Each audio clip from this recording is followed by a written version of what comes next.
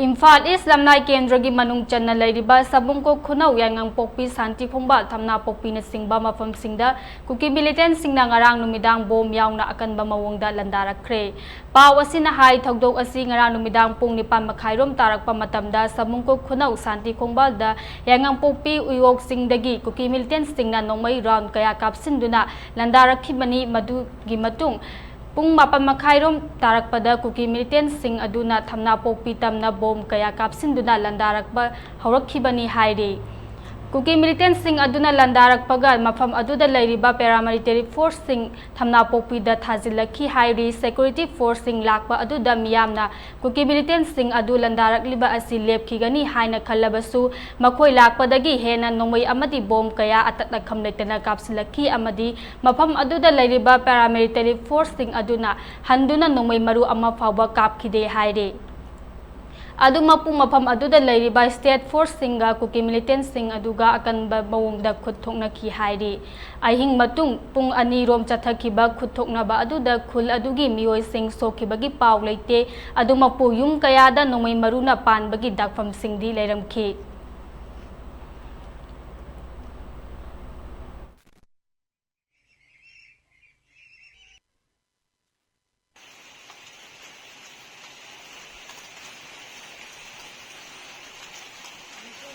Tangan deh orang pani itu di tanah api mana itu cuma konser tare bom dah mangam.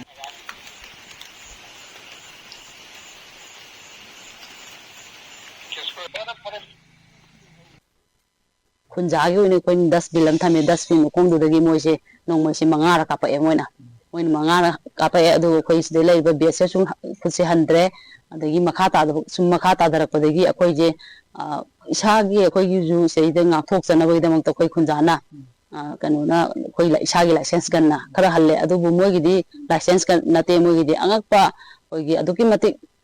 ma kanu lai ba pawa lai ba nong mai makhan makhan ji moina ka tharak ni mathang mathang lep kana koi sei da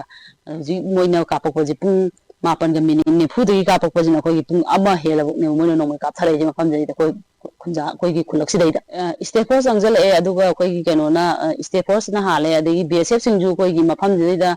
lairiba duty tar ga lairiba bsm ji jing je changak ta na moina BSF singjina matam leba kibukta khoina report se maitaina kapakoni maitaina kapakoni habagi report se anam matam da moina sumaina pibiba adubu ngasidi akhoi khunja jingjina khungi akhoi kalapki naharon ga degi khoi gi maya pabi khara ga chatlaga wai sanaru matam da ngasigi no moji kanana kapakpono na hangu matam da sukung gumdeba BSF sina kuki na hana kapakbaji ai khangi de haira ma asingbaje sukung kumakte aduga adumaina tangnaru degi BSF chang e BSF sing chang ko je moji akhoi gi bunker tu jidai aduki matik tamaga no moi kapako pham jida moi lai bideba makhada moi gi hana dagi laiba moi gi jaga da di kukina di kaya kana kapakte akhoi gi jaga jidai moina aduki matik no moi ji kapsalai tasengna khoina khoina khunja jing ne tasengna pamjari jidi kukina no moi kapa agadi moi mathak tu da chatlo mathak ta chatlaga kuki jing do moi kap kera pha gera moi tawning ba tawru so akhoi khunji di khulakside di no moi ji kapsan bir kanu adugo masidi itak tatna dum kapsalak bineba aduga kukina no moi kapak ko khudingi jare jimena thanawo pi sandi gongban si parengje adum moi gi huji su sandi thanawo bi tu lairangani jare jimen akhoi si sandi goma du jare jimen lai sonda lai moi sanggo kuno om de koisala changjala ni adigi a phai kanum dagi gwata bi sona kadagi moi phawbom mum lai aduna kadai phawjala ni si yang go bi changjala ni lambi ahum je paksin da changjala ga moi ko tatapini go koi Amaromda ngasi ayuk yang popi police ki team ama laktuna kuki militant singna landarak pada sokraba mafam sing yengsin ki thakdok asiga mari leinana thamna popi khulgi mioi singna pongdorak pada lamdam asida irang leitre irang nemle hairiba lusingba sing tasengna irang asi nemle hairabadi ahing amatta oirabasu mafam asida leibiyu aikhoi punna yarek minasi matam aduda mafam asigi miyamna karamna hinglibage haibasi khangbigani haujing mafam asida kuki singna landaning ba matamda hekta landaba nomai kapagi thawong tawduna leiri mapam asida leiriba central force singna kuki militant singda nomai maru amata kaptana lila yengbagum leiri mafam asida leiriba Indian Army singna kuki singa paw fauna ba man ba mawong kaya leire haina pendaba kaya phongdorakli Jatsu loina ba ꯇꯣꯛꯄꯤꯒꯔꯣ ꯁꯤꯗ ꯊꯝꯕꯤꯔꯅꯨ ꯃꯈꯣꯏꯅ ꯂꯥꯂꯣꯡ ꯍꯣꯡꯅ ꯂꯥꯟꯒꯤ ꯂꯥꯂꯣꯡ ꯁꯤꯖꯤꯟꯅꯔꯛꯄꯁꯦ ꯑꯩꯈꯣꯏ ꯇꯁꯦꯡꯅ ꯄꯦꯟꯗ꯭ꯔꯦ ꯅꯨꯡꯉꯥꯏꯇ꯭ꯔꯦ ꯁꯨꯡꯄꯥꯝ ꯄꯥꯝꯗ꯭ꯔꯦ ꯃꯣꯏꯒꯤ ꯂꯥꯂꯣꯡ ꯃꯣꯏꯅ ꯂꯥꯂꯣꯡ ꯑꯅꯧ ꯑꯅꯧꯕ ꯁꯤꯜꯂꯒ ꯑꯩꯈꯣꯏ ꯁꯤꯗ ꯂꯥꯟꯗꯥꯔꯦ ꯀꯔꯤ ꯑꯇꯣꯞ ꯀꯣꯏꯅ ꯀꯨꯀꯤꯅ ꯅꯣꯡꯃꯩ ꯀꯥꯞꯄꯕꯨ ꯃꯣꯏꯒꯤ ꯒꯦꯁꯄꯔ ꯃꯅꯨꯡꯗꯨꯗ ꯄꯨꯟꯖꯜꯂꯒ ꯃꯣꯏꯅ ꯇꯣꯡꯖꯜ ꯂꯩꯔꯒ ꯈꯨꯠꯁꯨ ꯑꯃꯐꯥꯎ ꯍꯟꯗꯕꯤꯗ ꯂꯩꯔꯦꯔꯒ ꯑꯩ ꯃꯌꯥꯝ ꯂꯥꯎꯏ ꯈꯨꯠ ꯑꯝꯇ ꯍꯟꯕꯤꯌꯨꯅ ꯑꯗꯨꯕꯨ ꯂꯥꯁꯇ ꯑꯩꯈꯣꯏꯒꯤ ꯂꯩꯔꯤꯕ ꯃꯣꯏꯁꯨ ꯑꯣꯔꯗꯔꯅꯤ ꯃꯤꯒꯤ ꯁꯔꯀꯥꯔꯒꯤ ꯔꯨꯜꯅꯤꯅ ꯑꯗꯨꯕꯨꯗꯤ ꯌꯥꯗꯗꯅ ꯇꯧꯕꯁꯨ ꯑꯣꯏꯔꯝꯕ ꯌꯥꯏ ꯑꯩꯈꯣꯏꯒꯤ ꯂꯝꯄꯥꯛꯇ ꯂꯩꯔꯤꯕ ꯑꯩꯈꯣꯏꯒꯤ ꯏꯁꯇꯦꯠ ꯐꯣꯔꯁ ꯈꯨꯟ ꯄꯨꯈ꯭ꯔꯤ ꯃꯅꯥꯛꯇ ꯄꯣꯁ ꯂꯧꯔꯒ ꯂꯩꯔꯤꯕ ꯑꯩꯈꯣꯏꯒꯤ ꯏꯁꯇꯦꯠ ꯐꯣꯔꯁꯅꯤꯅ ꯈꯨꯜ ꯍꯜꯂꯛꯄꯗꯒꯤꯅꯤ ꯃꯣꯏꯅ ꯉꯔꯥꯡ ꯂꯦꯞꯈꯔꯤꯕꯗꯣ ꯃꯣꯏ ꯂꯩꯅ ꯑꯗꯨꯛ ꯀꯨꯏꯅ ꯀꯨꯀꯤꯅ ꯅꯣꯡꯃꯩ ꯀꯥꯞꯄꯗꯨꯕꯨ ꯖꯥꯠꯀꯤ ꯒꯥꯔꯤꯁꯤꯡꯗꯨ ꯃꯣꯏꯒꯤ ꯒꯦꯁꯄꯔꯁꯤꯡꯗꯨꯒꯤ ꯃꯅꯨꯡꯗ ꯃꯣꯏꯅ ꯊꯣꯡ ꯂꯣꯟꯖꯜꯂꯒ ꯂꯩꯔꯒ ꯑꯗꯨꯗꯤ ꯑꯩꯈꯣꯏ ꯃꯩꯇꯩ ꯃꯆꯥ ꯀꯔꯤ ꯂꯥꯂꯣꯡ ꯀꯔꯤ ꯇꯧꯔꯛꯀꯦ ꯍꯥꯏꯕꯗꯣ ꯃꯣꯏ ꯌꯦꯡꯊꯣꯛꯄ ꯂꯥꯛꯏꯔꯕ ꯃꯣꯏ